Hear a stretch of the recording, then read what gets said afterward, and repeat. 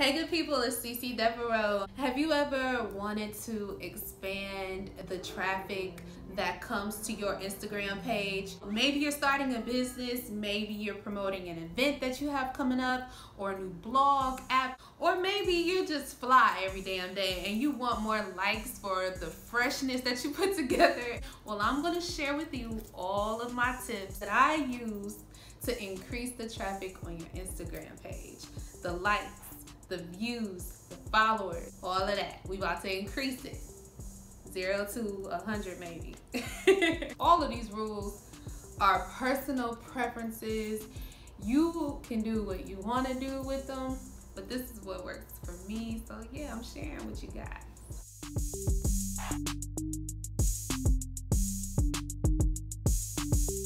Be sure that your page is not private. You want people to have as much access to you so that it makes it easy for them to hit the like button, especially if you're a business. I think that's crazy to have a private page in your business. Like, who's gonna see it? Your family? Your friends? They not buying nothing. If there's just a couple of people that you don't want to see what you got going on, block them. Don't block the whole world, girl. Just block her. Block him. All right, number 2, make sure that the quality of your photos is A1. Now, this does not mean you have to go out and get an expensive camera or hire a photographer. It just simply means pay attention to what's going on with your picture. So make sure that it's clear, it's focused on the subject, whether it's the product or it's you or a model. Also, filters help. They're cool, they can be fun. Black and white filters can take your regular photo to editorial fresh in a second. Makes it really deep. Also with the filters, now I know Snapchat has some really cool filters to like make you pretty and stuff, and Instagram too, but I would stray away from using the animal filters. Yo, like, I don't think those are gonna get as many likes as if you were just yourself. And then just being mindful of what's in your background, because sometimes if you have like clothes all over the bed, or if you're taking a picture in a dirty mirror, sometimes that may not make people want to like the photo. Just saying. All right, next, you want to make sure you pay attention to the time that you're posting your content to Instagram. So you want to think about when you're using your social media. Usually we reach for it when we first wake up, on our lunch breaks, when you get off of work, and when you're laying down to go to bed at night, you tend to get on your phone. So those are the peak periods of when you want to post a video or a pic. So I get most of my traffic if I post really early in the morning or around lunchtime. I tend to stick to the Eastern Standard Time zone, even though I'm in Central Time, because most of my followers are over there. So I try to gauge it around when they'll be online or on social media, not when I will. Next up, this is a personal preference. I follow this rule and it works for me, so yeah. Don't flood your timeline. I know, they say you gotta have content.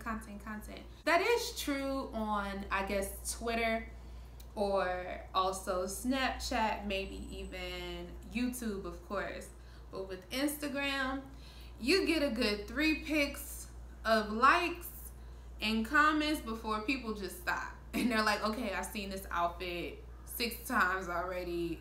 You're barely changing the pose. We like it, we get it, okay? So you may want to stray away from flooding your timeline. I maybe post at the most 3 photos. It's very rare that I post 3, but 3 photos at the most. And if I have a lot of pictures that I like, that I think are just bomb and I want the world to see them, then I just make one group post. You can post, I think it's up to 10 pictures in one post. Those are perfect to get all of that out, so you want people to see them. Just put them on that one post, so that one like counts for all of the pictures. I also, if it's a lot and I don't necessarily want to put it on a group post, I just put it in my stories. I throw everything over there.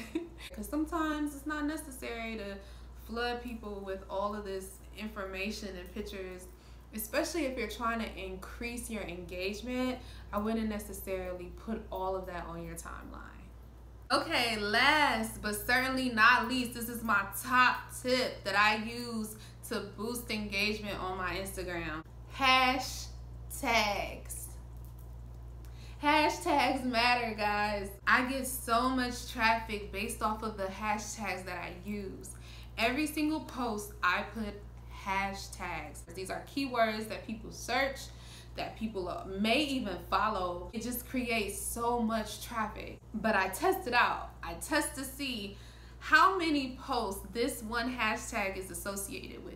If it's in the millions or tens of thousands, that means that it's a popular hashtag. People are most likely to put it on their pictures, to search for it. If it's low in numbers like 5,000, 200, I won't use them. I just have a set group of hashtags that I use that I save to a note that I can just copy and paste to each post when I'm ready, so I don't have to worry about typing it in over and over again.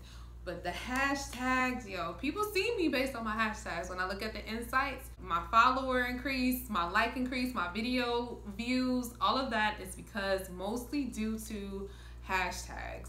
Sometimes I make it to the explore page, but 9 times, 8 times out of 10 is hashtags.